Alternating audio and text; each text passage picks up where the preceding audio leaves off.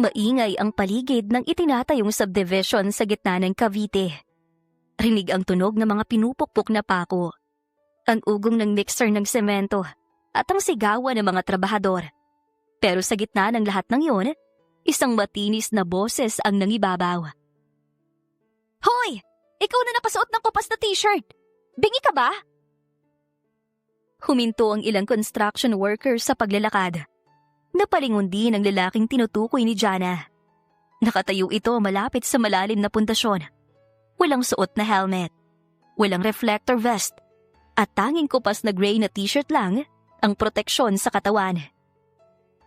Mabilis ang hakbang ni Jana palapit sa lalaki. Hawak niya ang kanyang clipboard at suot ang kanyang puting hard hat. Sino ako? Turo ng lalaki sa sarili. Kunot ang noo nito, pero bakas ang gulat sa kanyang muka. Oo, ikaw. Sino pa bang pasaway na nakatayo dito?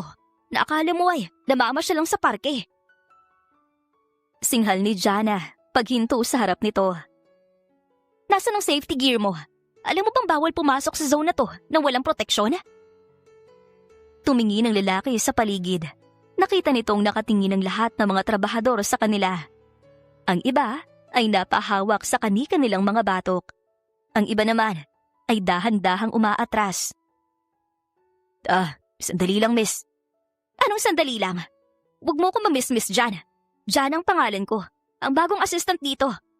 At trabaho kong siguraduhin na walang namamatay o madidisgrasya rito dahil sa katigasan ng ulo ng mga katulad mo. Nagpapahangin lang naman ako. Mahinahong sagot ng lalaki. Maaliwalas ang mukha nito. Matangkad at kahit madumi ang suot ay kitang-kita ang tikas ng katawan. Lalong uminit ang ulo ni Jana. Nagpapahangin? Sa gitna ng construction site? Ano to? Beach? Hoy mister, kung gusto mo magpakamatay, wag dito sa site namin. Dagdag trabaho ka lang kapag nabagsakan ka ng hollow block sa ulo. Pabigat ka lang sa operasyon.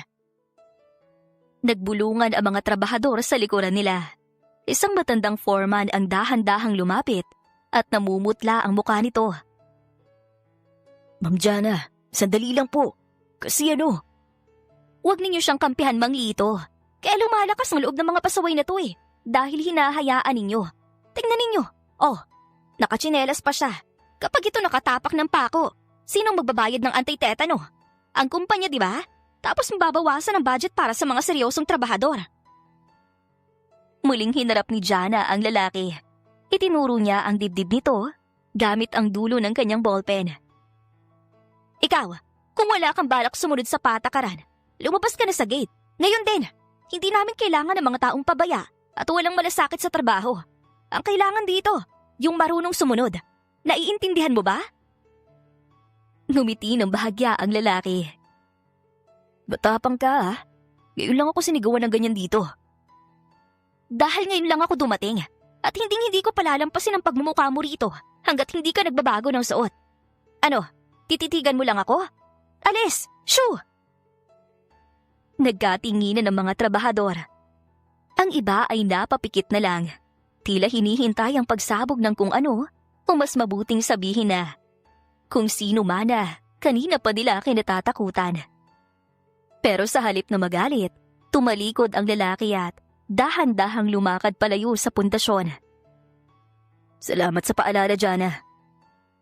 Uwi ka ng lalaki nang hindi lumilingon. Itinaas pa nito ang kamay bilang senyas ng pamamaalam. Nang makalayo na ang lalaki, doon lang nakahinga ng maluwag ang forma na si Mang Lito. Nilapitan nito si Jana na hinihingal pa sa galit. Ma'am Jana, Diyos ko po ma'am, alam niyo po ba kung sinong sinigawan ninyo? Bulong ni Mang Lito na tila ba may kinatatakutan nitong multo. Bakit? Sino ba yun? Isang tamad na aplikante? O baka naman, kamag-anak ng isa sa mga supplier na mahilig mag-feeling VIP? Inis na sagot ni Jana habang inaayos ang kanyang buhok. Napakamot sa ulo si Mang Lito. Naku ma'am, siya po si Sir Caleb, si Caleb Vanguard. Ang may-ari ng buong subdivision na ito at ang malaking kumpanya na pinagtatrabahuhan nating lahat. Natigilan si Jana. Parang biglang tumigil ang ikot ng mundo niya. Ano? Yung bilyonaryo? Opo ma'am, siya po yun. Mahilig lang talaga siyang maglakad-lakad na parang ordinaryong tao para makita kung ano ang tunay na nangyayari sa site. Paliwanag ni Mang Lito. Napatingin si Jana sa direksyong nilakaran ng lalaki. Wala na ito roon. Napalunok siya ng malalim. Patay! Bulong ni Jana sa sarili. Unang araw ko pa lang, mukhang mawawalan na agad ako ng trabaho. Sa loob naman ng pansamantalang barracks sa dulo ng construction site, nakaupo si Caleb sa isang silya habang pinupunasan ng towel ang kanyang leeg. Malakas ang buga ng electric fan sa tapat niya, pero mas malakas ang tibok ng puso niya. Hindi dahil sa galit, kundi dahil sa pagkaaliw sa bagong assistant. Sir Caleb, pasensya na po talaga kay Ma'am Jana. Bungad ni Mang Lito pagpasok sa pinto. Bago lang ho kasi siya rito. Akala niya talaga kung sinong pasaway lang kayo sa site. Tumawa ng mahina si Caleb. Ayos lang Mang Lito. Sa totoo lang, nagustuhan kong ginawa niya. Tama rin naman siya na kailangan kong gumamit ng PPE. Napakurap ang matandang foreman. To, hindi po kayo galit. Pinahiya po niya kayo sa harap ng mga tauhan ko. Bakit ako magagalit? Seryosong tanong ni Caleb habang isinasabit ang towel sa sandalan ng silya. Siya lang ang tanging tao sa site na to dahil hindi natakot sa akin. Mas mahalaga, mas iniisip niyang kaligtasan ng mga tao kesa sa kung sino ang binabangga niya. Bihira ng ganong klase ng empleyado Mang Lito. Eksaktong pagkatapos sabihin yun ni Caleb, ay may kumatok sa pinto. Bumukas ito ng dahan-dahan at pumasok si Jana. Namumutla ang kanyang muka at halos hindi makatingin ng diretsyo.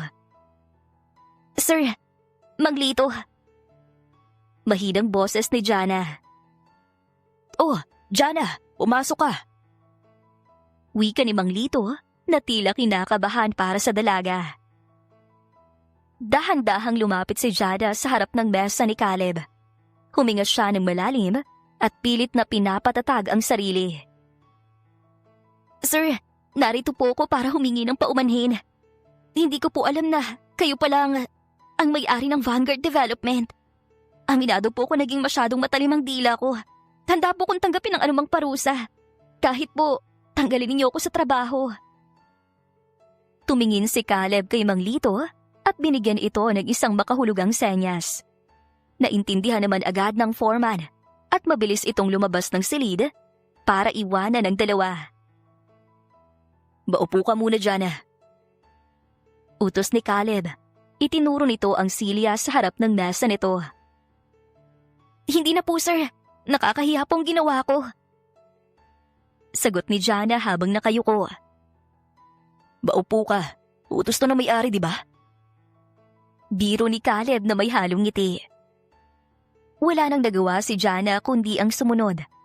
Pagkaupo niya, tinitigan siya ni Caleb ng matagal. Doon lang niya napansin na kahit naka-t-shirt lang ang lalaki, ay may kakaiba itong otoridad sa mga mata.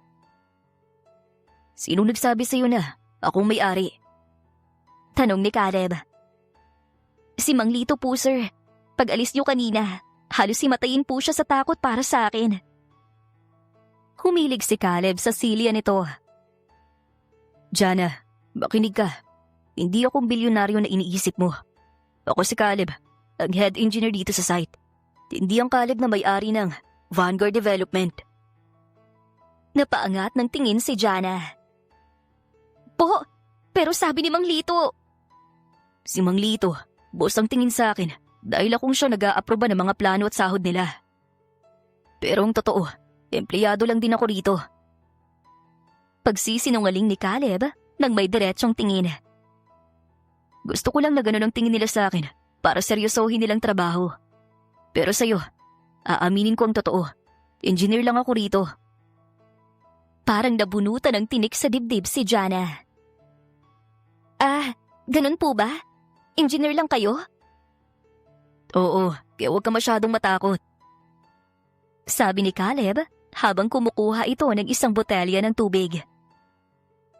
Pero bakit ka nga pala ganun kagalit kanina? Halos magbuga ka na ng apoy sa gitna ng site eh. Napabuntong hininga si Jana. Pasensya na po, engineer. Ayoko lang po talaga may nagdidisgrasya eh. Sa construction, isang mali lang, buhay ang kapalit.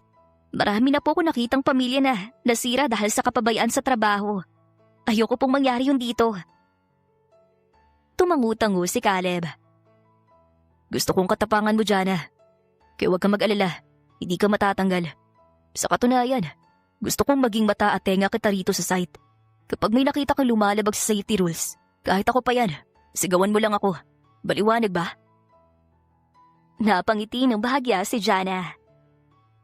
Talaga po, engineer? Hindi kayo galit? Hindi, pero may isang kondisyon ako. Sabi ni Caleb. Ano po yun, sir?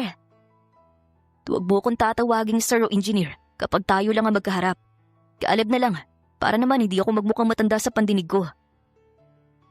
Bahagyang natawa si Jana. Sige po, Caleb. Salamat po sa pagkakataon. Tumayo na si Jana para bumalik sa trabaho. Hindi niya alam, habang naglalakad siya palabas, ay nakatingin lang si Caleb sa kanya. Kinagabihan, pagod na pagod si Jana nang bumaba siya sa tricycle sa tapat ng kanilang inuupahan na maliit na bahay. Nag-aalas 8 na ng gabi. Ang puti niyang blusa ay may mga bakas na ng semento at alikabok mula sa side. At ang kanyang mga paa ay tila ayaw ng humakbang dahil sa maghapong pagtayo. Aling Nena, pasensya na po, ginabi ako ng uwi. Bungad ni Jana pagpasok sa pinto. Si Aling Nena ang kanilang kapitbahay na pansamantalang nagbabantay sa anak niyang si Toby kapag wala itong pasok sa eskwela o kapag overtime si Jana sa trabaho. Naku Jana, ayos lang. Alam ko naman kailangan mo talagang magkayod kalabaw. Sagot ni Aling Nena habang nag-aayos ng gamit. Kakatulog lang ni Toby. Pinainom ko na rin siya ng kanyang maintenance kanina bago mag-alas 7. Salamat po talaga Aling Nena. Heto po pala yung para sa pagbabantay niyo ngayong araw. Iniabot ni Jana ang ilang pirasong papel na 20 at 50. Salamat Jana. O siya, mauna na ako. Magpahinga ka na rin dahil mukhang hininga mo na lang walang semento. Nang makaalis ang matanda, dahan-dahang pumasok si Jana sa kwarto. Doon, nakita niya ang 7 taong gulang na si Toby na mahimbing na natutulog. Nilapitan niya ang bata at hinaplos ang buhok nito. Mama? Mahinang boses ni Toby. Nagising pala ito sa ingay ng pinto. O anak, bakit gising ka pa? Matulog ka na ulit. Bulong ni Jana, sabay halik sa noo ng kanyang anak. Hinihintay po kita mama. Bakit po ang baho ng amoy mo? Amoy lupa ka po. Sabi ng bata habang kinukusot ang mga mata. Natawa naman ang bahagya si Jana. Amoy construction site si mama anak. Semento yan. Yung mga itinatayong bahay. Doon galing ang amoy na to. Paglaki ko po, gusto ko rin po maging engineer gaya ni Papa. Wika ni Toby na nagpatahimik kay Jana. Huminga ng malalim si Jana. Tuwing nababanggit ang ama ni Toby, parang may kung anong tumutusok sa puso niya. 4 na taon na ang nakalipas nang mamatay ang kanyang asawang si Danilo sa isang malagim na aksidente sa kalsada. Nabangga ang motor nito ng isang rumaragasang truck habang pauwi galing sa trabaho. Hindi man lang nakahingi ng tulong ang kanyang asawa dahil sa tindi ng pinsala. Anak, maging ano ka man paglaki mo, ang gusto lang ni Mama ay maging ligtas ka. Kaya nga galit si Mama sa mga taong hindi nag-iingat sa trabaho eh. Seryosong sabi ni Jana. Bakit po Mama? May nakita ka po bang pasaway sa site niyo? Naalala ni Jana ang mukha ni Caleb, ang engineer na sinigawan niya kanina. Oo anak, may isang lalaki doon. Akala mo kung sino. Ayaw mag-safety gear. Akala siguro niya ay gawa sa bakal ang ulo niya. Dapat po, pinalo mo ng martilyo para matuto. Biro ng bata na nagpatawa kay Jana.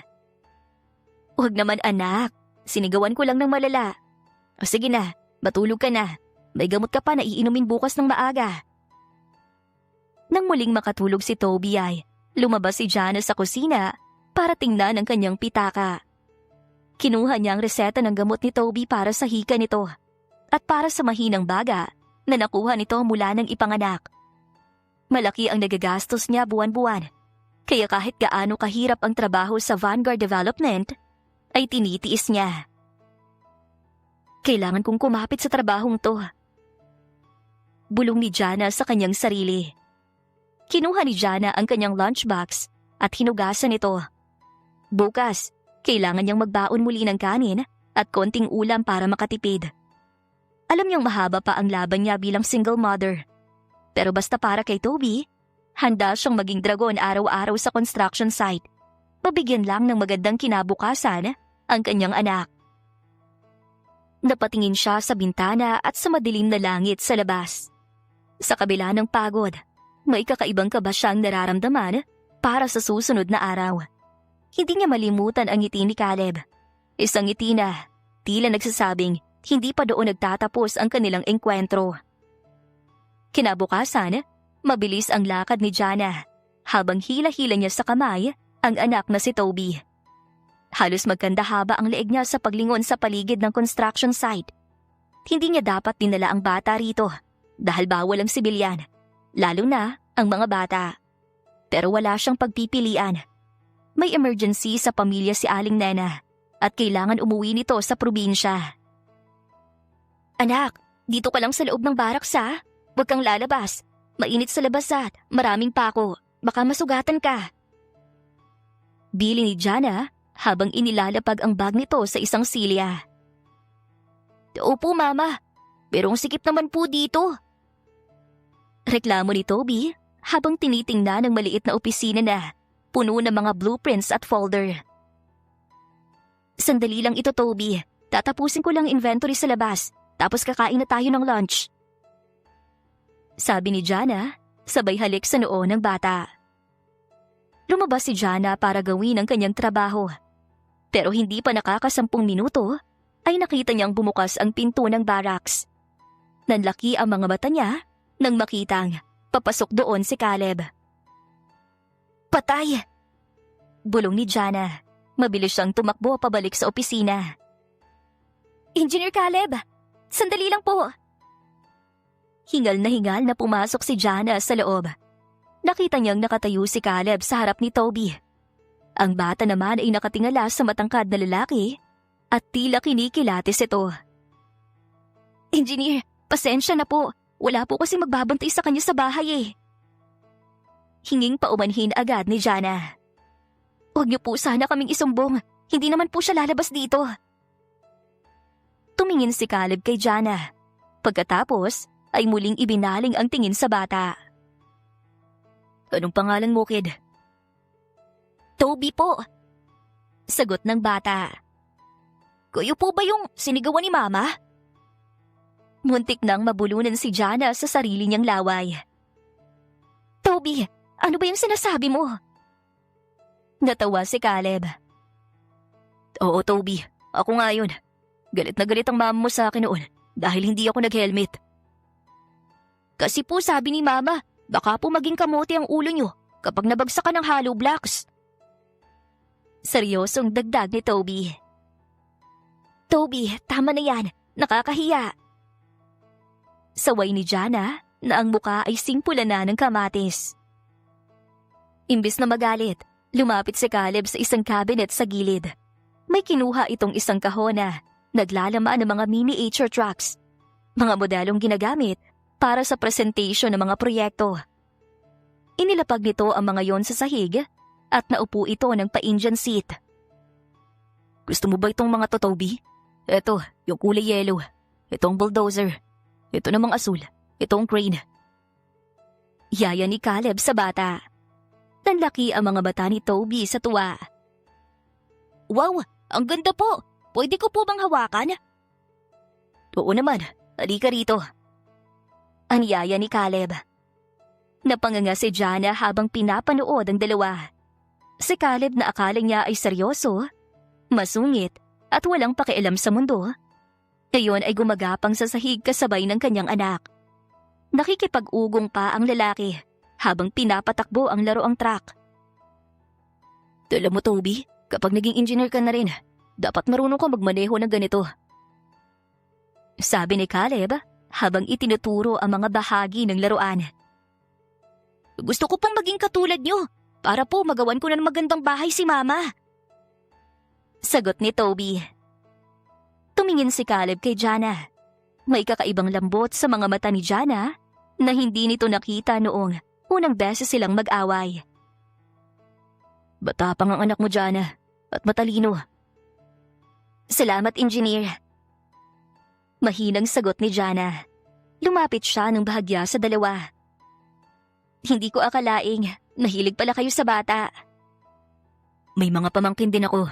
At sa totoo lang, mas madaling kausap ang mga bata kesa sa mga matatanda na puno ng drama sa buhay.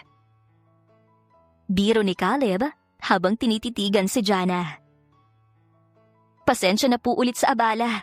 Akala ko po ay magagalit kayo dahil dinala ko siya rito. Wika ni Jana. Huwag kang mag-alala. Safe siya rito sa loob basta kasama ko. At saka, masaya rin namang may kalaro paminsan-minsan. Masyadong seryoso kasi ang paligid dito. Pinanood ni Jana ang masayang paglalaro ng dalawa. Engineer. Tawag ni Jana. Caleb. Pagtatama ng lalaki habang hindi inaalis ang tingin sa nilalarong truck ni Toby. Sabi ko sa'yo, Caleb lang kapag tayo lang ang magkaharap. Sige, Caleb. Salamat.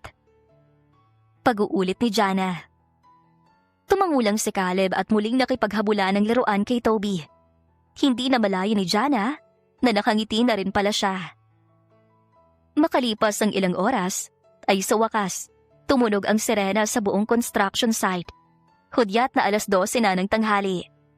Tumigil ang ingay ng mga makina at napalitan ng ingay ng mga trabahador na nag-uunahan sa kani-kanilang mga pwesto para kumain. Anak, dito tayo sa ilalim ng punong mangga para mahangin. Yaya ni Jana kay Toby.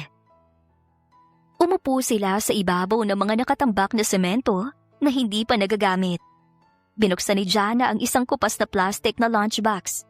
Sa loob nito ay may siksik na kanin at iisang pirasong pritong galunggong na hinati niya sa dalawa.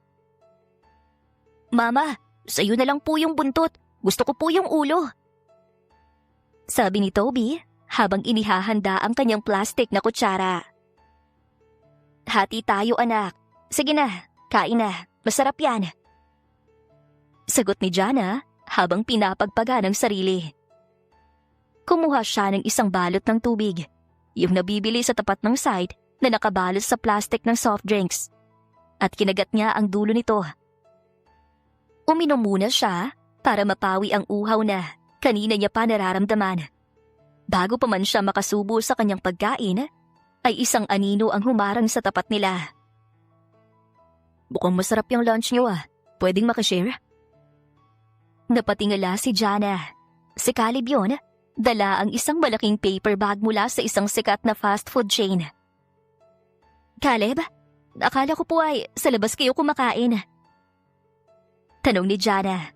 Medyo nailang siya dahil alam niyang napakasimple, o sabihin na nating tipid mode ang baon nila. Masyadong mainit sa labas. At saka, naparami ang order ko sa Grab kanina. Akala ko kasi ay darating yung mga kliyente ko. Hindi naman pala sumipot. Pagsisinungaling ni Caleb habang umuupo sa tabi ni Toby. Toby, gusto mo ba ng chicken at spaghetti? Sayang naman to kung itatapon ko lang. Nanlaki ang mga mata ni Toby.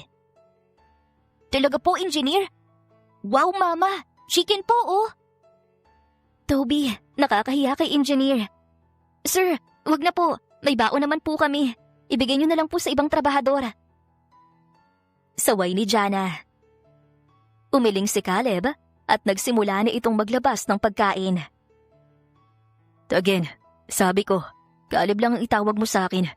Sakang dami nito, Jana. Tingnan mo, may isang bucket ng chicken, may 3 burger, at may malaking spaghetti. Hindi ko itong mauubos mag-isa. Sige na, tulungan ninyo na ako. Ayaw mo naman siguro magkasala tayo sa pag-aaksay ng pagkain, di ba? Wala nang nagawa si Jana nang iabot ni Caleb ang isang hita ng manok kay Toby. Ang bata naman ay tuwang-tuwa na nagsimulang kumain. Salamat po, Caleb. Mahinang sabi ni Jana. Kumuha na rin siya ng konting spaghetti, isang piraso ng chicken at isang burger para hindi na magpilit ang lalaki. Bakit nga pala hati kayo sa isang lunchbox lang? Tanong ni Caleb habang kumakain din ng manok. Ano kasi, mas mabilis kasing ubusin kapag magkasalo kami. At saka, para hindi rin masyadong maraming huhugasan pag-uwi. Palusot ni Jana. Tinitigan siya ni Caleb. Jana, hindi mo kailangan magpanggap sa akin. Alam ko nagtitipid ka para sa mga gamot ni Toby. Sinabi na sa akin ni Mang Lito. Napayuko si Jana. Ang daldal talaga ni Mang Lito. Pero, totoo naman po. Kailangan lang talagang maghigpit ng sinturon. Ang mahal na kasi ng bilihin ngayon eh. Lalo na ang mga maintenance ni Toby. Naiintindihan ko. Pero hindi ibig sabihin yun ay dapat kang magutom. Paano mo babantayan ang site kung mahihimatay ka sa gutom? O paano mo ako sisigawan kung wala ka namang lakas? Natawa si Jana sa huling sinabi nito. Hindi niyo pa po pala nakakalimutan yon? Hindi ko makakalimutan ang kauna-unahang babaeng tumawag sa akin na pabigat sa site. Nakangising sagot ni Caleb. Kumuha rin si Caleb ng tubig na binili ni Jana kanina.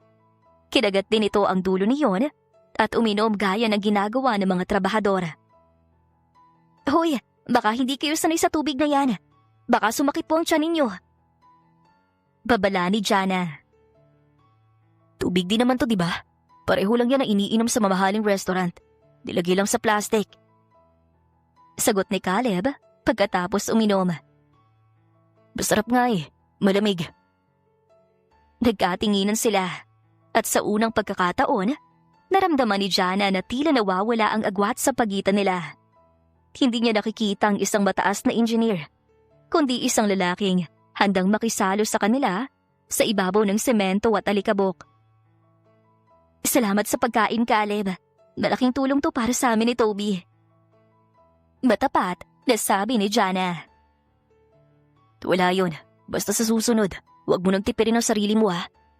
Sabihin mo lang kung kailangan mo ng extra na pagkain. Laging napaparami ang order ko.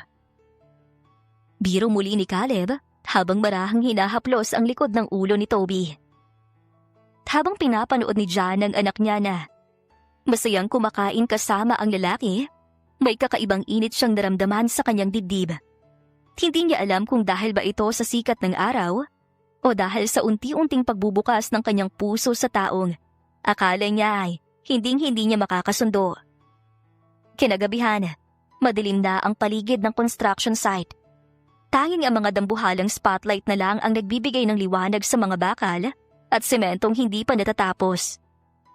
Malamig ang ihip ng hangin sa Cavite at tanging ang huni ng mga kuligligang sumasabay sa tunog ng bolpe ni Jana habang naglilista siya ng mga materyales sa loob ng barracks.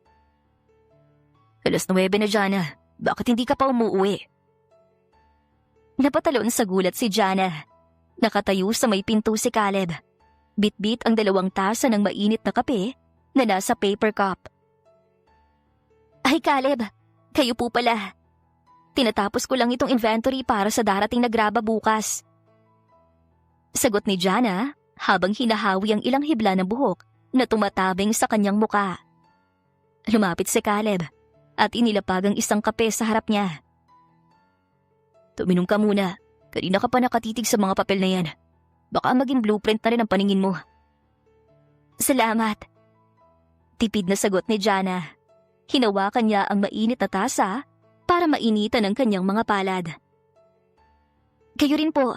Bakit overtime kayo? Wala naman po kayong hinahabol na deadline, di ba? Umupo si Caleb sa tapat niya. Gusto ko lang siguraduhin na maayos ang lahat bago ako umalis. At saka, Mahirap iwanan ng site kung alam kong may isang dragon na nagpupuyat dito. Bahagyang natawa si Jana. Huwag yun na nga po akong tawaging dragon. Napahiya na nga ako nang malaman kong boss ko pala kayo eh. Pero totoo naman ang sinabi mo, di ba? Seryosong tanong ni Caleb. Tinitigan nito ang mga mata ni Jana.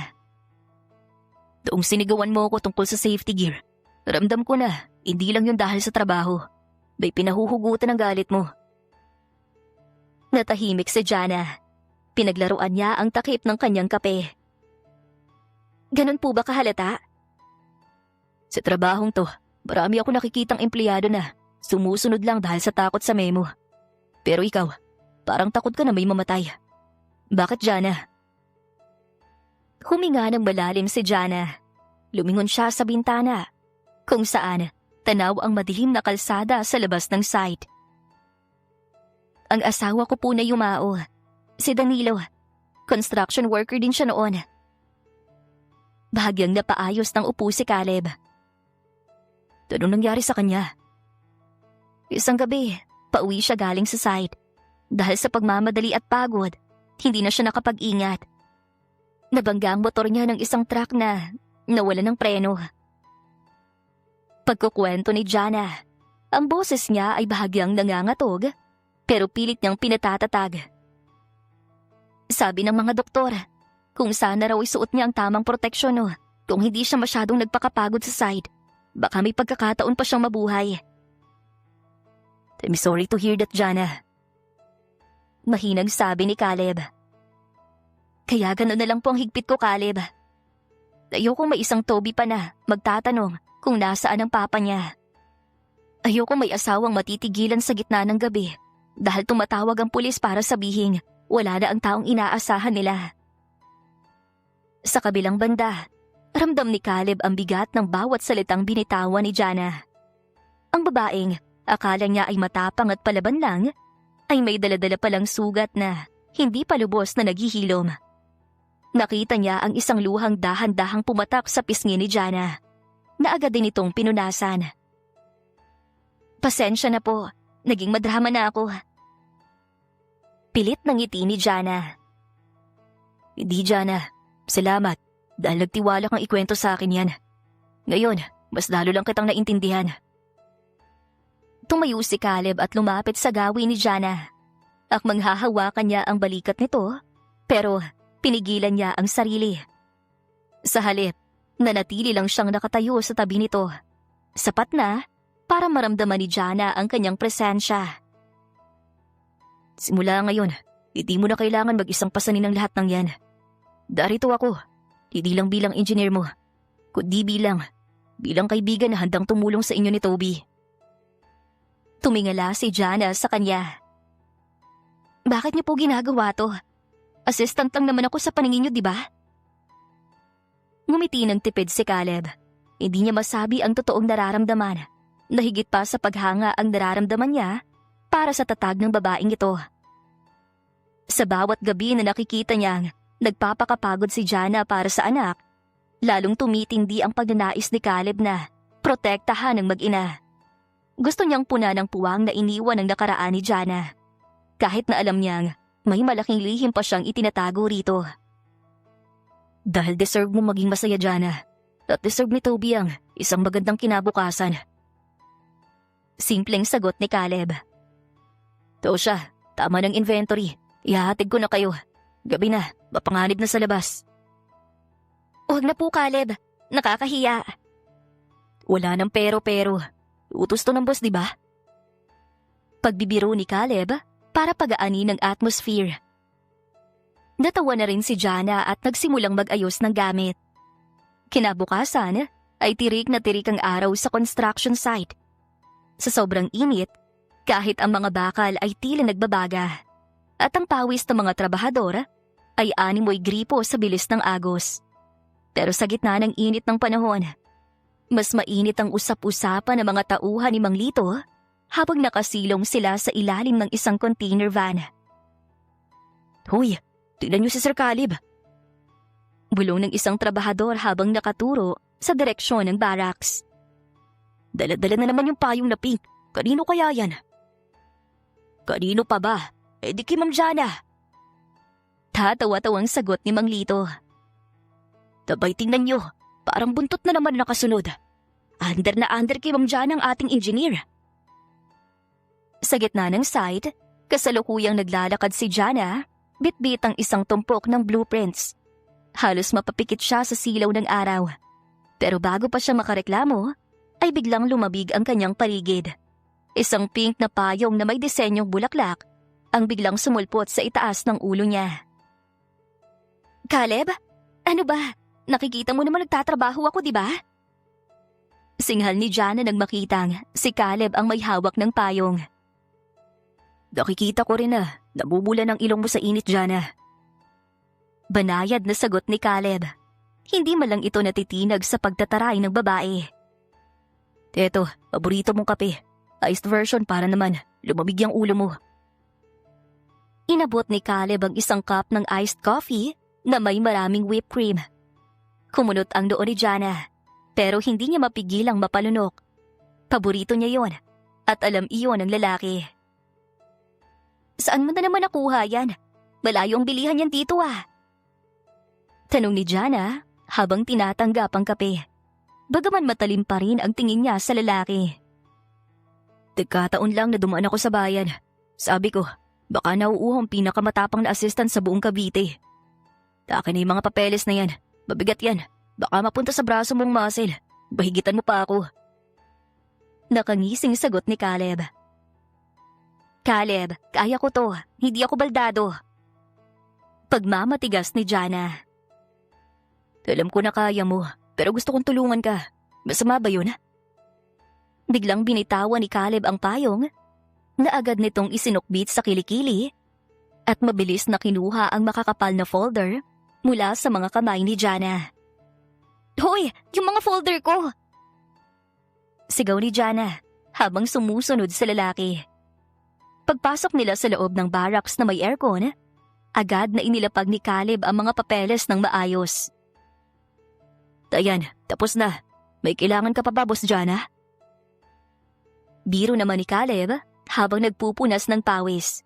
Kahit amoy araw at haggard na, hindi maikakaila na gwapo pa rin ito sa paningin ni Jana. Alam mo Caleb, nakakatawa ka na. Para kang high school kang manuyo. Hindi ka ba napapagod? Araw-araw mo na lang kung dinadalhan ng pagkain. O kaya tinutulungan sa mga reports ko. Sabi ni Jana habang humihigop ng kape. Lumapit si Caleb ng bahagya sa mesa ni Jana. Nawala ang mapaglarong ngiti nito at napalitan ng seryosong tingin. Hindi ako napapagod sa mga bagay na gusto ko, Jana. At gusto kong maging komportable ka habang nandito sa site. Naiwas ni Jana ang kanyang tingin. Naramdaman niya ang pag-init ng kanyang mga pisngi na walang kinalaman sa sikat ng araw sa labas. Engineer ka. Ako, assistant lang. Pinagtitinginan na tayo ng mga tao rito. Sinasabi nila, under ka raw sa akin.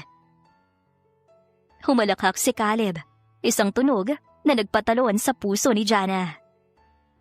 Hayaan mo sila. Kung maging under man ako sa isang babaeng katulad mo, karangalan ko yun. Hindi naman masamang sumunod sa reyna ng site, di ba? Ewan ko sa'yo. Lumabas ka na nga rito. Marami pa akong gagawin. Pagtataboy ni Jana, bagaman may guhit ng ngiti sa kanyang mga labi. Sige, lalabas na ako. Pero mamayang hapon, sabay tayo magmeryenda ni Toby ha. Nagpabili ako ng ensaymada, yung maraming cheese. Huling hirit ni Caleb bago lumabas ng pinto. Nang maiwan si Jana sa loob, napasandal siya sa kanyang upuan. Tumingin siya sa pink na payong na naiwan ni Caleb sa gilid ng mesa. Napailing siya habang nakangiti. Kahit anong pagtatarayang ibigay niya dito, ay unti-unti nang natitibag ni Caleb ang bakod na itinayo niya sa kanyang puso. At kahit alam niyang komplikado ang lahat, hindi niya mapigilan na umasa na, sana, totoo ang panunuyo na ito ni Caleb sa kanya. Pagkarating ng hapon, ay dumilim ang langit dulot na nagbabanta ang masamang panahon. Pero pinilit pa rin ni Jana na puntahan ang dulo ng site para tingnan ang mga bagong bagsak na tubo. Siyempre, hindi siya hinayaan ni Caleb na mag-isa. Pero habang naglalakad, muling nag-init ang ulo ni Jana dahil sa pakikialam ng lalaki sa schedule ng mga delivery. Sabi ko naman sa iyo, Caleb, bukas na dapat yan. Masyado ka nagmamadali. Tingnan mo tuloy, puti ka na tayo rito. Singhal ni Jana habang pilit na iniaangat ang kanyang sapatos mula sa malambot na lupa. Jana, kailangan nating matapos ang drainage bago bumuhos ang ulan. Hindi na natapos ni Caleb ang sasabihin dahil isang malakas na kulog ang bumanat. Kasunod ang biglaang buhos ng napakalakas na ulan. Ayan na, sinasabi ko na nga ba? Sigaw ni Jana. Doon, sa barracks na yun, takbo! Turo ni Caleb sa isang maliit at lumang pansamantalang barracks na ginagamit na imbaka ng mga ekstra na materyales sa dulo ng proyekto. Basang-basa silang nakarating sa loob. Hinihingal si Jana, habang ang puting blusa niya ay bumakat na sa kanyang katawan dahil sa ulan. Si Caleb naman ay basang-basa rin. Ang t-shirt nito ay dumikit sa matikas nito na dibdib at balikat. Nakakainis talaga. Basang-basa na ako. Paano ko uuwi nito sa bahay? Paano si Toby? Reklamo ni Jana habang pinipiga ang dulo ng kanyang buhok. Magpapatili lang tayo. Sabi ni Caleb habang naghahanap sa paligid. Nakakita ito ng isang manipis pero tuyong kumot sa ibabaw ng isang kahon. Heto, balutin mo muna ang sarili mo. Baka magkasakit ka. Wag na, sa'yo na yan. Mas basa ka kaysa sa akin. Pagmamatigas pa rin ni Jana. Jana, pwedeng kahit ngayon lang, huwag kang matigas ang ulo. Malambing pero seryosong sabi ni Caleb. Lumapit ito at dahan-dahang isinampay ang kumot sa mga balikat ni Jana. Dahil sa lapit nila, naamoy ni Jana ang bango ni Caleb. Napatingin siya sa mga mata ng lalaki. Galit ka pa ba dahil sa sinabi ko kanina? Untag ni Caleb.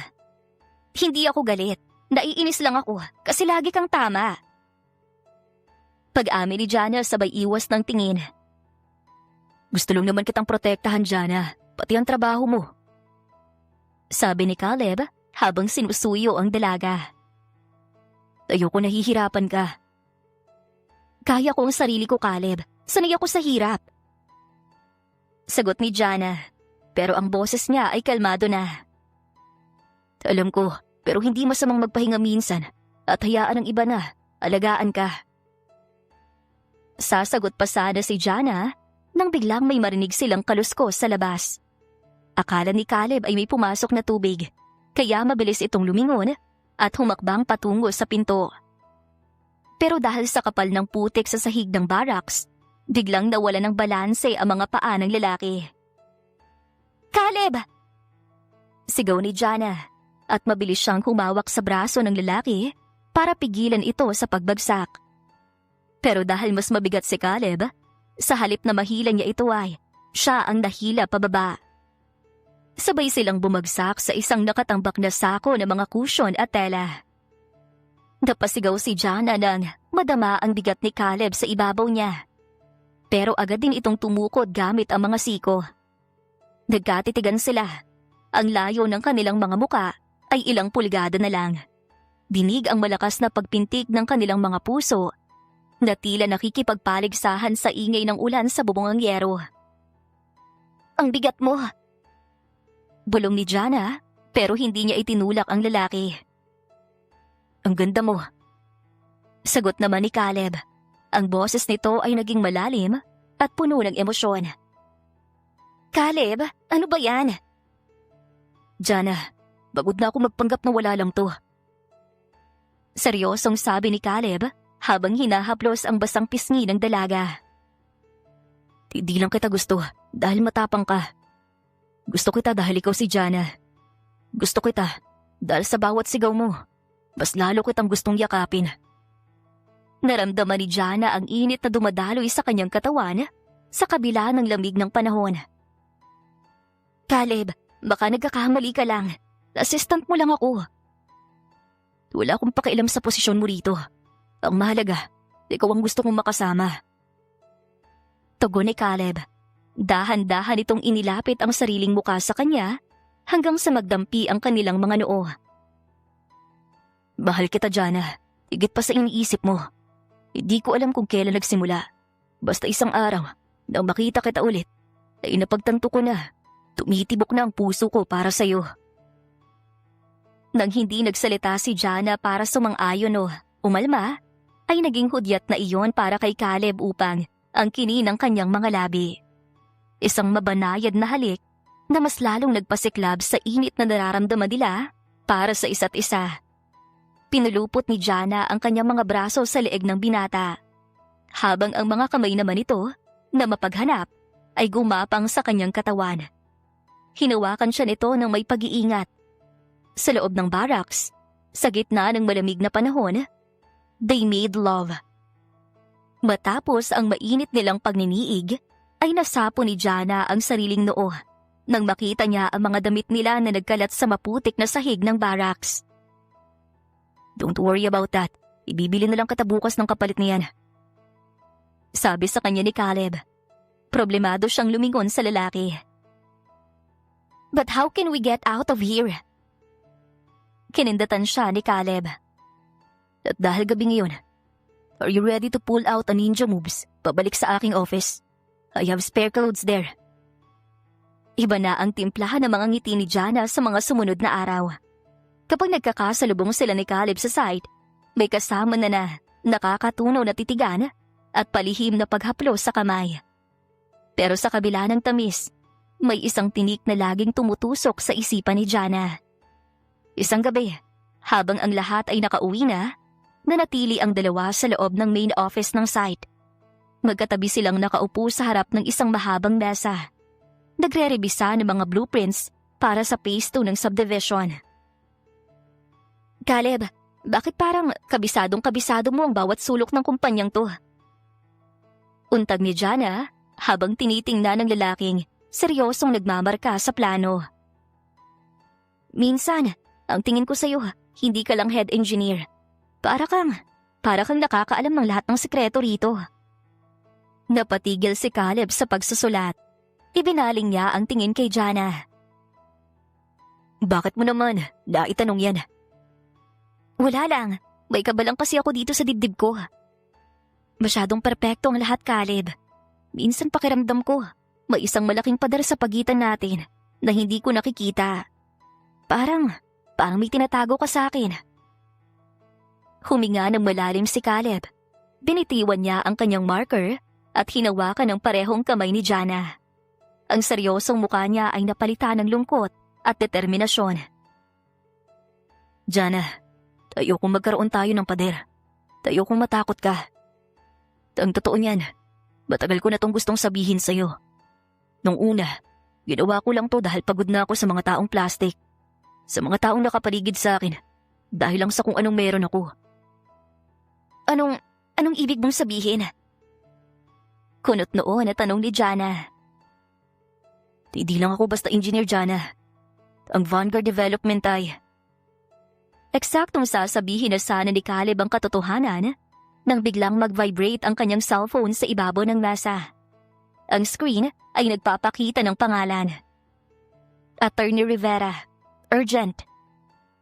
Napatingin si Jana sa cellphone. Pagkatapos ay kay Caleb. Sagutin mo na yan. Mukhang importante. Sandali lang to.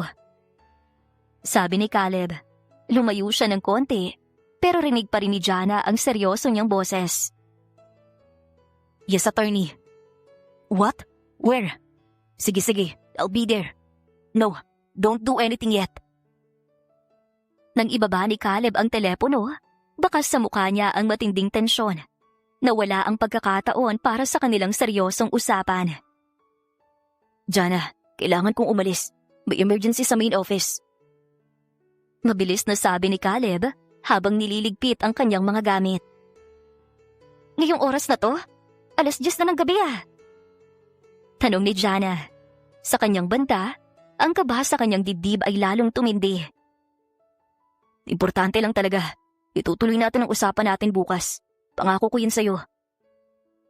Hinalikan ni Caleb si Jana sa noo. Umuwi ka na rin agad pagkaalis ko ah. Huwag ka na magpapakapuyat. Pinanood ni Jana ang mabilis na pag-alis ni Caleb.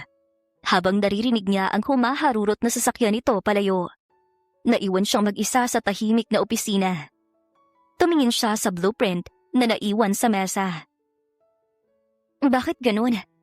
Bakit pakiramdam ko ang susunod na sasabihin mo ay isang bagay na ikakagulat ko? Hindi alam ni Jana na ang emergency na tinatawag ni Caleb ay simula na ng isang malaking pagsubok sa site. Kinaumagahan ay naging maingay ang buong site dahil sa pagdating ng mga dambuhalang bakal na gagamitin para sa pundasyon ng main clubhouse. Kahit kulang sa tulog dahil sa pag-iisip sa naudlot na usapan nila ni Caleb kagabi, pilit na nag-focus si Jana sa pag-a-assist sa mga delivery. Oh, dahan-dahan lang sa pag-angat. Siguraduhin ang mga chain. Sigaw ni Jana habang nakatingala sa dambuhalang crane na nag-aangat ng isang bundle ng mga steel bars. Sa kabilang bahagi, kakadating lang ni Caleb. Hindi pa siya nakakapagpalit ng damit trabaho. Suot pa rin niya ang polo shirt na ginamit niya sa pakikipagpulong sa mga abogado kagabi. Agad siyang napatingin sa gawi ni Jana.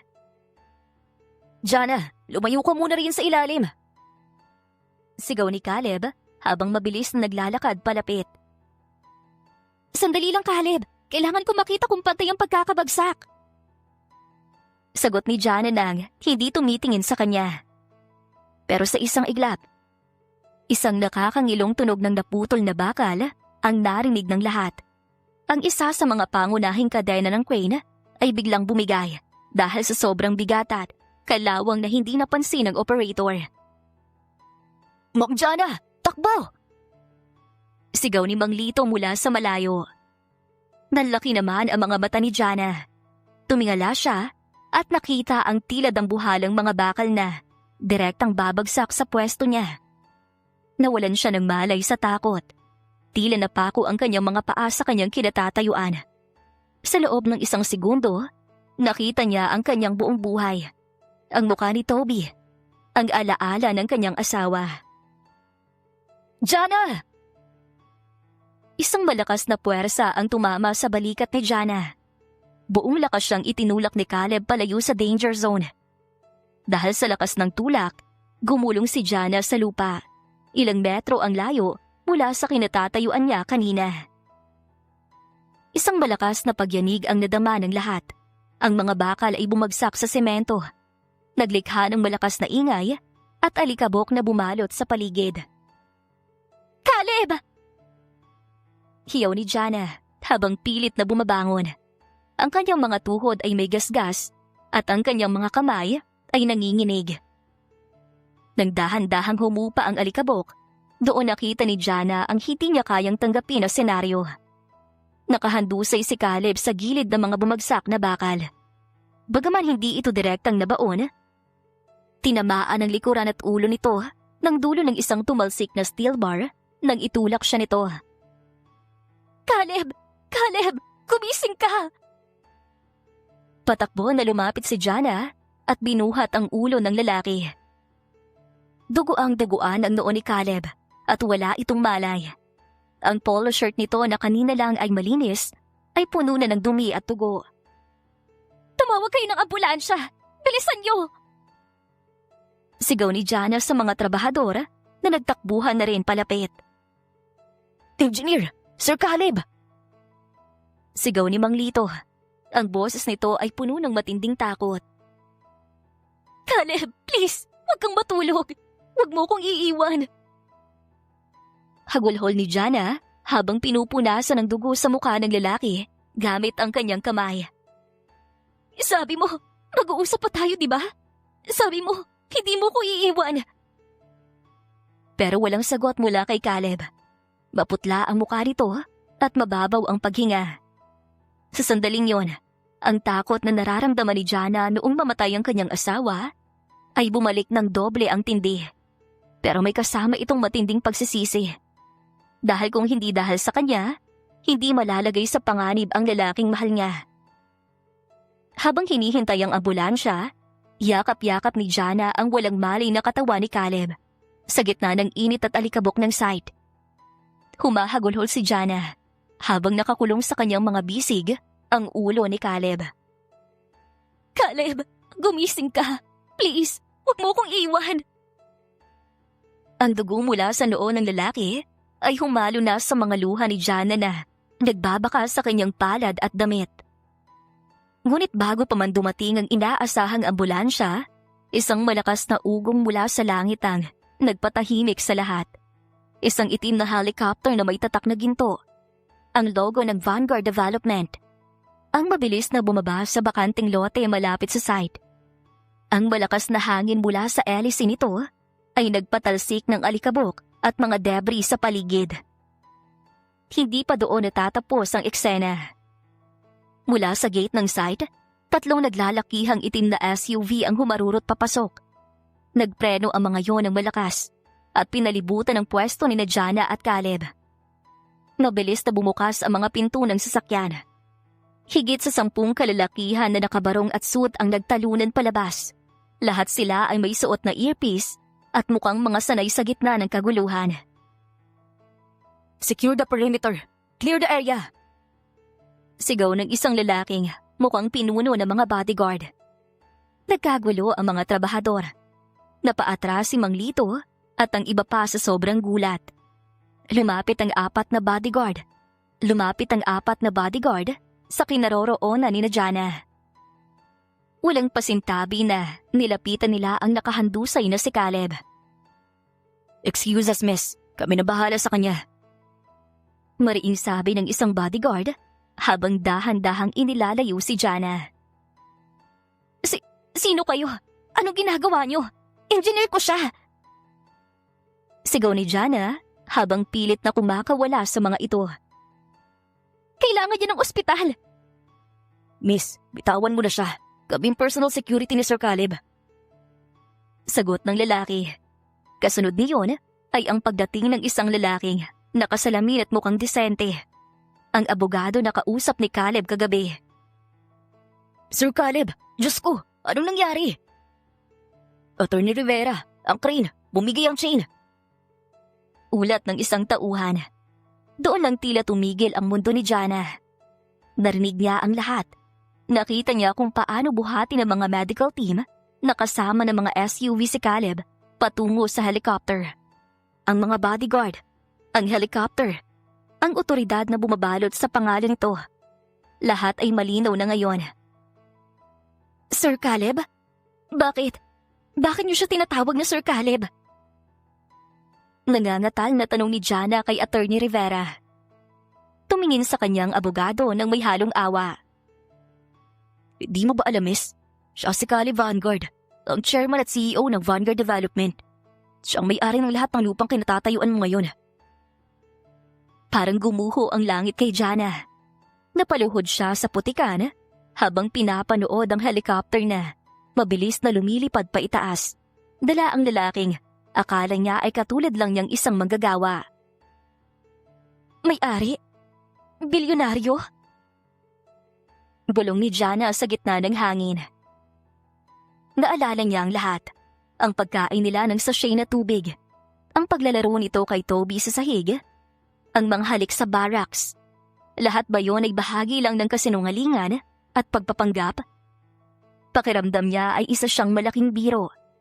Habang siya ay seryosong nag-aalala sa kinabukasan nila ni Toby, ang lalaking minahal niya ay naglalaro lang pala ng bahay-bahayan sa loob ng sarili nitong kumpanya.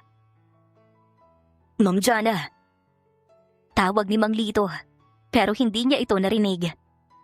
Nakatitig lang si Jana sa kanyang mga kamay na puno ng dugo ni Caleb. Dugo ng isang bilyonaryo. Dugo ng isang taong nagsinungaling sa kanya sa loob ng mahabang panahon. 3 araw na ang nakakalipas mula nang maganap ang trahedya sa site. Pero hanggang ngayon ay tila naririnig pa rin ni Jana ang ugong ng helicopter na naglayo kay Caleb sa kanya. Nakaupo si Jana sa kanilang maliit na kusina. Tulala at nakatingin sa blueprint na basang-basa ng ulan at may mga bakas pa ng tuyong putik. Mama, bakit hindi na po pumupunta dito si Engineer Caleb? Tanong ni Toby habang naglalaro ng maliit na truck sa sahig. Sabi niya, Ituturo niya pa sa akin kung paano gumawa ng tulay. Hindi agad nakasagot si Jana. Napalanok siya para pigilan ang nagbabadyang mga luha. Busy lang siya, anak. Marami siyang kailangan gawin sa palasyo niya. Eksaktong pagkatapos na yun, ay may kumatok sa kanilang pinto. Isang marangyang itim na sedan ang nakaparada sa labas ng kanilang masikip na eskinita. Agaw atensyon sa lahat ng kapitbahay. Nang buksan ni Jana ang pinto, tumambad sa kanya si Attorney Rivera. Magandang hapon, Miss Jana. Magalang na bati ng abogado. Gising na po si Sir Caleb. Kanina pa niya kayo tinatanong. Gusto niya kayong makita sa ospital. May sasakyan po kami maghahatid sa inyo. Mariing umiling si Jana. Sabihin niyo sa kanya na salamat sa pagliligtas sa akin. Pero hanggang doon na lang yon. Napakunot noo ang abogado. Pero Miss Jana, kailangan niyo siyang makausap. Marami po siyang gustong ipaliwanag sa inyo. Ipaliwanag? Ano pang dapat ipaliwanag, attorney? Na habang nagtitipid ako ng barya para pambili ng gamot ng anak ko, pinapanood niya ako at natutuwa siya sa palabas ko? Na habang iniinom niya yung tubig sa sachet na binili ko, pinagtatawanan niya ako sa loob-loob niya dahil barya lang sa kanya yung halaga na yon? Hindi po ganun si Sir Caleb. Sapat na yung nalaman ko. Hindi ako isang laruan na pwedeng gamitin para maaliw siya sa buhay mayaman niya. Tao ako, attorney. May damdamin. Sabihin niyo sa kanya, hindi ko kailangan ng paliwanag niya. Ibigay niyo na lang po ang sahod ko para sa buwang to at hindi na ako babalik sa site. Bago pa makapagsalita ang abogado, ay isinara na ni Jana ang pinto. Napasandal siya sa likod nito. At doon ay tuluyan ang bumuhos ang kanyang mga luha. Ang sakit na nararamdaman niya ay mas matindi pa kesa noong namatay ang asawa niya. Dahil ang kamatayan ay hindi mapipigilan. Pero ang pagsisinungaling ay isang desisyon. Akala ko, ikaw na magliligtas sa amin. Pero ginawa mo lang pala kaming entertainment. Bulong ni Jana habang yakap-yakap ang sarili. Sa kabilang dako, sa loob ng isang luxury suite sa ospital, pilit na bumabangon si Caleb sa kanyang higaan, sa kabila ng benda sa kanyang ulo at likod. Attorney Rivera, nasan si Jana? Bakit hindi mo siya kasama? Bungad ni Caleb nang pumasok ang abogado. Tayo po niyang pumunta, sir. Balak na po niyang umalis sa site.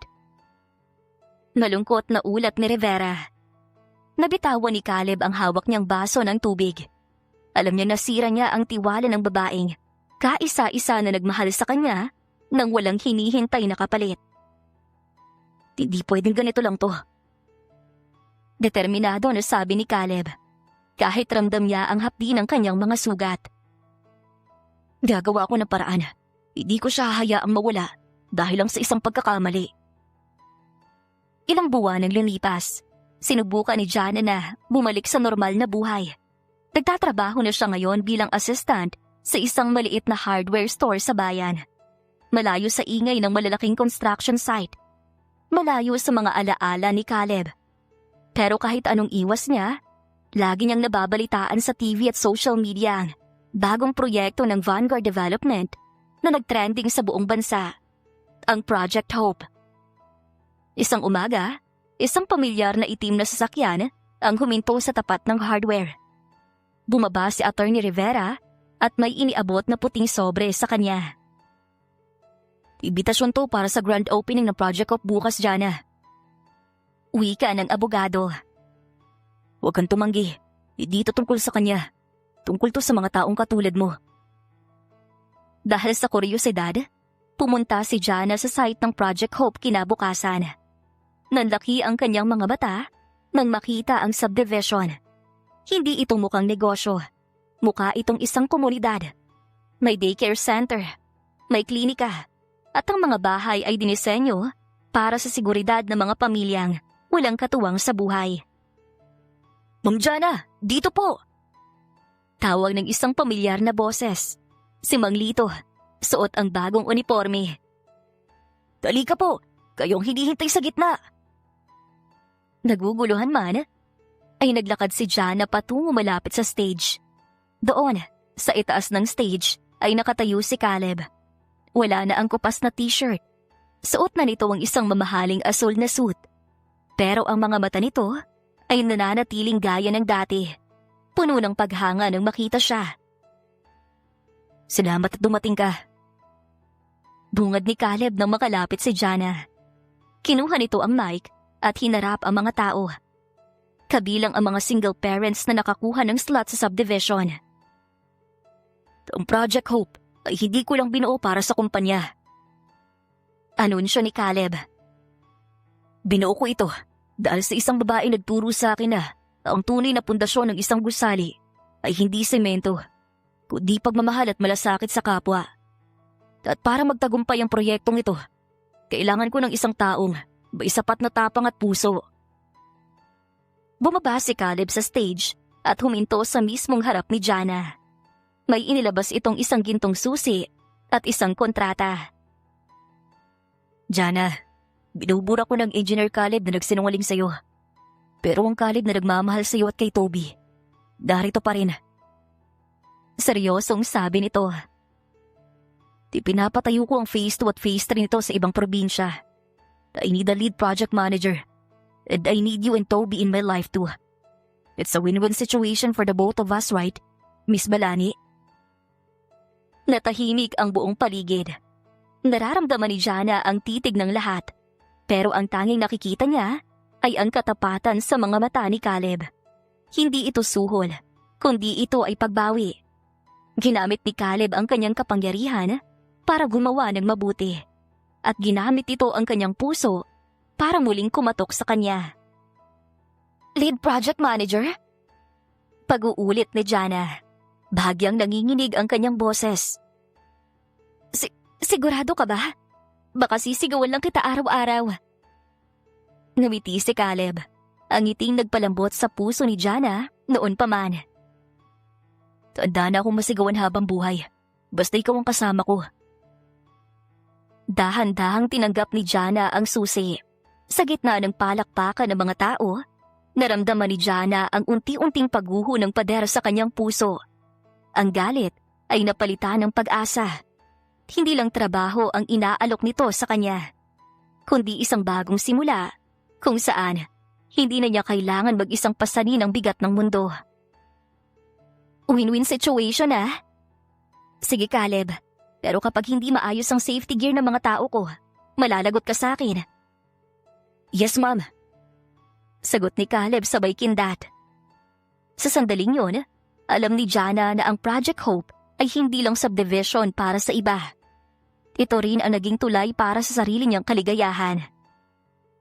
Pagkalipas, ang simoy ng hangin sa Tagaytay ay puno ng bango ng mga sariwang bulaklak. Ngunit hindi isang magarbo at malamig na hotel ang pinili nila Caleb at Jana para sa kanilang pag-iisang dibdib. Sa halip, isang malawak na garden ang naging saksi. "Mama, ang ganda mo po. Parang si Cinderella. Pero walang salaming sapatos. Kasi baka mapako ka raw, sabi ni Daddy Caleb." Biro ni Toby habang inaayos nito ang suot na maliit na bawtay. Natawa si Jana habang pinagmamasdan ang sarili sa salamin.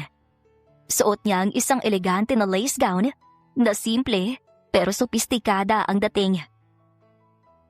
"Sira ka talagang bata ka. Oh, nasaan ang dadalhin mo?" "Eto po, safe na safe sa bulis ako." Muling biro ni Toby. Nang magsimula ang marcha, tumugtog ang isang malambing na kanta. Naglakad si Jana sa gitna ng mga hanay ng mga puting rosas. Sa gilid, nakita niya ang mga pamilyar na muka. Naroon si Mang Lito na todo porma sa kanyang barong. Kasamang iba pang mga trabahador na dati ay saksi sa kanilang mga bangayan sa site. Lahat sila ay nakangiti. Ang iba ay nagpupunas pa ng luha sa tuwa. Sa dulo ng aisle ay naghihintay si Caleb. Bakas sa mukha nito ang kaba at labis na kaligayahan. Nang makarating si Jana sa harap nito, hindi napigilan ni Caleb na hawakan ng mahigpit ang kamay niya. "Akala ko, sisigawan mo ko bago ka mag-I do." Bulong ni Caleb na may halong biro. "Huwag kang mag-alala, marami pang oras mamaya." Sagot ni Jana na may kasamang matamis na ngiti.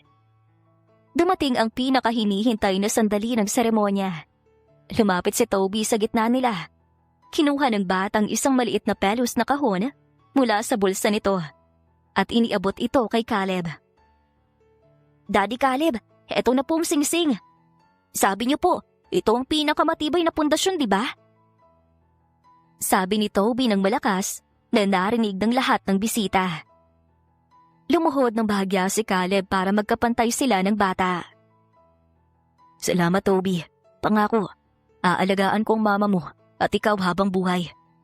Kayo ang pinakamahalagang proyekto ng buhay ko. Hinarap ni Caleb si Jana at isinuot ang singsing. Jana, sa harap ng mga taong naging saksi sa ating pagsisimula, ipinapangako ko na wala nang lihim. Ikaw ang aking lead project manager, ang aking asawa, at ang aking buhay. At ikaw naman? Tugon ni Jana habang isinusuot ang singsing kay Caleb. Ang lalaking nagturo sa akin na pwede pa rin palang magtiwala at magmahal muli. Handa na akong makipagpuyatan sa'yo, hindi lang sa blueprints, kundi sa pagbuo ng ating pamilya. I now pronounce you husband and wife. Anunsyo ng pastor. Nagpalakpakan ng lahat. Ang hiyawan ng mga construction workers ang nangingibabaw. Tila ba nakatapos sila ng isang dambuhalang skyscraper. Sa ilalim ng sikat ng araw, ay naglapat ang kanilang mga labi. Isang halik na nagbubura sa lahat ng sakit ng nakaraan at nagbubukas ng pintuan para sa isang mas maliwanag na hinaharap. Congratulations, Mr. and Mrs. Vanguard! Sigaw ni Mang Lito habang naghahagis ng mga talulot ng rosas.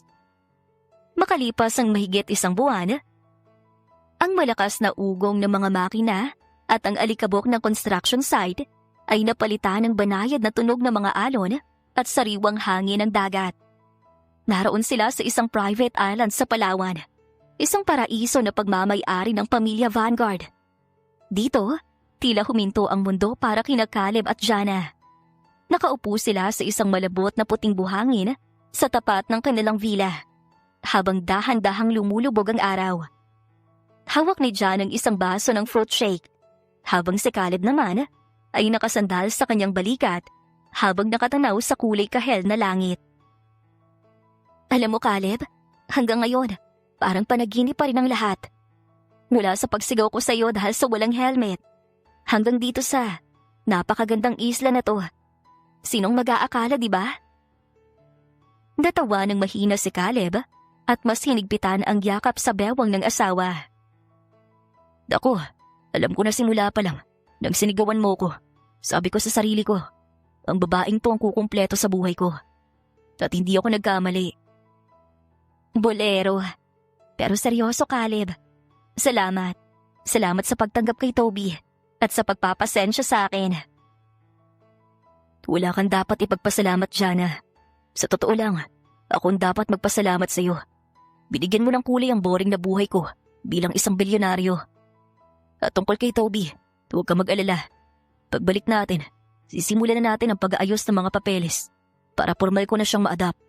Gusto kong dalhin niya ang pangalang Vanguard, kaakibat ng apelido ng tunay niyang ama. Naramdaman ni Jana ang muling pag-init ng kanyang mga mata. Pero sa pagkakataong ito, dahil yon sa sobrang tuwa. Natutuwa si Toby. Kanina nga sa video call. Tinatanong na niya kung kailan daw tayo uuwi dahil gusto niya makipaglaro sa iyo ng mga tracks. Hayaan mo, pag uwi natin, bibigyan natin siya ng totoong kalaro. Nakangising sabi ni Caleb, sabay kindat kay Jana. Hoy Caleb, ang bilis mo naman mag-isip. Namumulang saway ni Jana. Bakit? Di ba sabi mo, gusto mo ng isang malaking pamilya?